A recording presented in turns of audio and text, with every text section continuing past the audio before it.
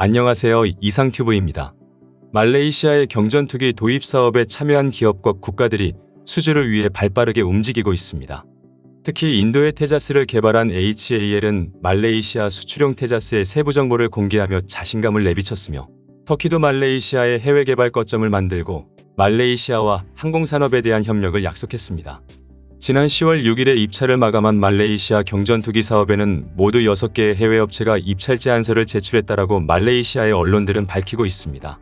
6개 업체에는 한국하이의 FA-50과 터키의 휴르젯, 중국의 L-15 전투기와 이탈리아 레오나르도의 M346, 그리고 인도 힌두스탄 항공의 테자스와 러시아 로소보론 엑스포트사의 미그-35입니다. 이번 말레이시아 경전투기 사업의 특이점은 각종 외신에서 유력하다라는 평가를 받았던 중국과 파키스탄이 공동 개발한 JF-17이 참여하지 않았다는 점과, 그동안 외신에서 언급되지 않았던 터키의 휴르젯이 참여하고 있다는 점입니다. 때문에 이번 말레이시아 경전투기 사업에서는 한국의 FA-50과 인도의 테자스 MK-1A가 경쟁하게 될 것이라는 외신 보도가 많습니다. 특히 인도는 자국의 테자스 전투기의 첫 해외 수출을 위해 사활을 걸고 있습니다. 인도의 언론들에 따르면 인도의 국방부와 테자스의 제조사인 HAL은 말레이시아가 경전투기 사업의 조건인 총액의 50% 현물 지급과 전체 물량의 30% 현지 생산에 동의했고, 또한 공중구비와 BVR 능력을 모두 충족했다라고 발표했습니다. 추가로 초음속 순항미사일인 브라모스 NG를 테자스 전투기에 인티하여 기체당 2발을 장착할 수 있으며, 총 18대의 테자스 전투기에서 36발의 브라모스를 투하할 수 있어 말레이시아 공군에게 강력한 대함 공격 능력을 부여할 수 있다라고 밝혔습니다.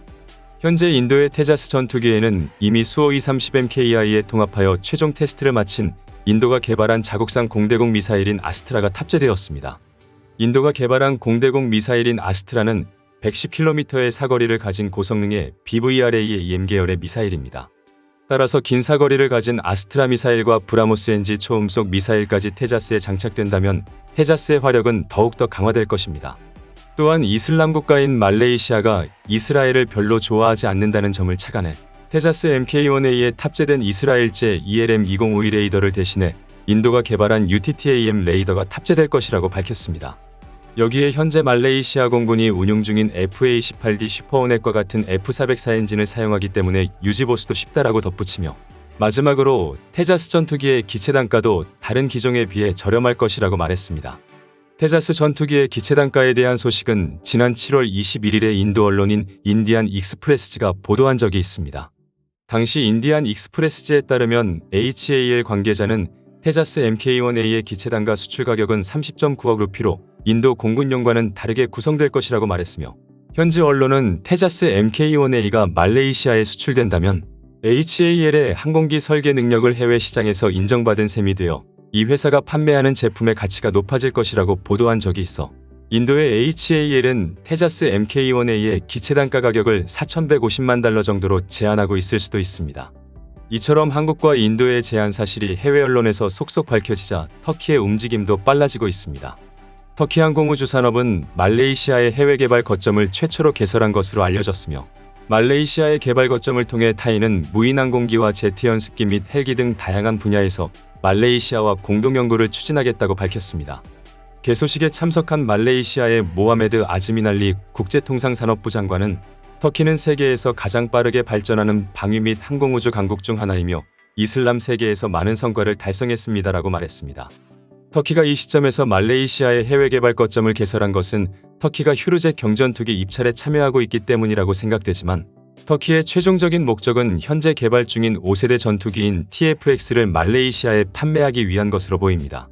실제로 터키의 타이는 TFX 프로그램에 말레이시아를 초청하고 있으며 TFX의 일부 부품을 말레이시아에서 제조하기를 원한다고 밝히고 있습니다. 따라서 터키의 말레이시아의 해외 개발 거점 개설은 단기적인 시야에 기반을 둔 것이 아니라 장기적인 차원인 것으로 보입니다. 덧붙여서 우리나라도 말레이시아 경전투기 사업을 수주하기 위해 FA-50의 업그레이드 버전인 블럭20을 제안했으며 현지의 최종 조립 설립을 제안했습니다.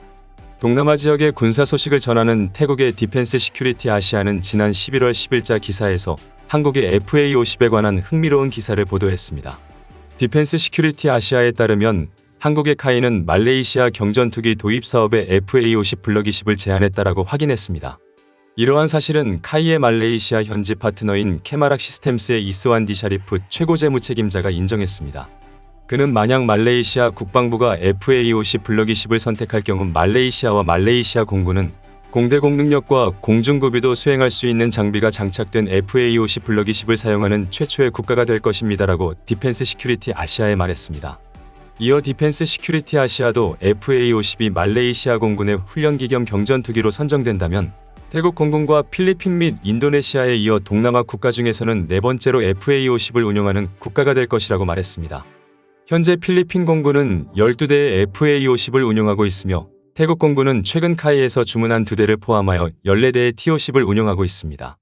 인도네시아 공군 또한 약 22대의 T-50 항공기를 운용하고 있습니다.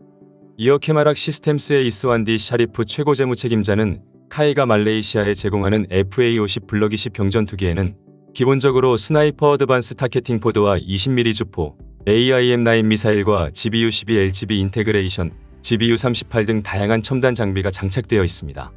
또한 제이담과 AGM-65 매버릭 미사일 및 공중에서 급유를 수행하는 공대공 급유 프로브와 링크 16 블록 업그레이드 2도 장착되어 있다라고 말하며 AAR 프로브 공중급유 장비는 FA-50 블럭 20 전투기가 더 길고 더 오래 날 수 있도록 해줘 FA-50의 전투 반경을 획기적으로 늘릴 수 있게 해줄 것입니다. 그 외에도 FA-50 블럭 20에 적용할 업그레이드가 현재 카이에서 아직 개발 중이기 때문에 앞으로 FA-50 블럭 20에 적용할 수 있는 업그레이드 작업에 대한 옵션도 있다라고 그는 말했습니다. 이어 업그레이드 옵션 중에는 300갤런의 외부 연료 탱크와 AIM-120 공대공 미사일 형태의 BVR 기능이 포함되어 있다라고 밝혔습니다. 지금까지 카이의 말레이시아의 현지 파트너 회사인 케말락 시스템스의 이스완디 샤리프 최고 재무 책임자의 발언은 한국 언론들도 보도한 내용이기 때문에 익숙한 내용들이지만 이스완디 샤리프 최고 재무 책임자는 한국에는 보도되지 않았던 내용을 말했습니다. 그는 말레이시아 공군의 훈련기 겸 경전투기 입찰에서 FA-50이 선정된다면 카이가 말레이시아의 FA-50의 최종 조립 라인을 구축할 준비가 되어 있다고 디펜스 시큐리티 아시아에 말했습니다.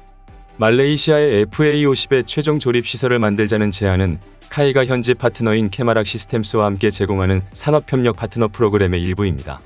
이어 그는 이번 사업에서 FA-50이 선정된다면 말레이시아는 말레이시아 역사상 처음으로 전투기의 최종 조립 시설을 갖게 됩니다.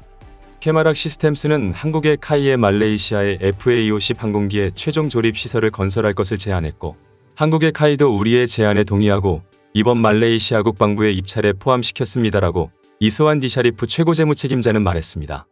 디펜스 시큐리티 아시아는 카이가 말레이시아의 FA-50 항공기의 최종 조립 시설을 투자하기로 결정했지만 최종 결정은 이번 사업을 관장하는 말레이시아 정부에 있다라고 말하며 마지막 인터뷰를 실었습니다. 이스완디 샤리프 최고 재무 책임자는 전반적으로 말레이시아의 FA-50 항공기 조립센터가 있다는 것은 말레이시아 전체에 긍정적인 영향을 미칠 것이며 특히 항공과 관련된 첨단 기술을 습득하려는 말레이시아의 노력에 긍정적인 영향을 미칠 것이라고 말했습니다. 이 밖에도 카이는 FA-50 항공기의 최종 조립센터 외에도 FA-50의 유지보수를 위한 MRO 센터 설립을 제안했다라고 밝혔습니다. 디펜스 시큐리티 아시아의 기사에서 엿볼 수 있는 것은 카이가 말레이시아의 경전투기 사업을 수주하기 위해 총력을 기울이고 있다는 것입니다. 지금까지 제안된 내용을 보면 말레이시아의 유지보수 및 현지 생산을 제한하고 총액의 50% 현물 지급에 합의한 나라는 한국과 인도로 보입니다. FA-50 블럭 20과 인도의 테자스 전투기의 성능도 우위를 가늠하기 어려워서 과연 말레이시아가 어느 기종을 선택할지 궁금해집니다. 이상 마치겠습니다. 시청해주셔서 고맙습니다. 이상튜브였습니다.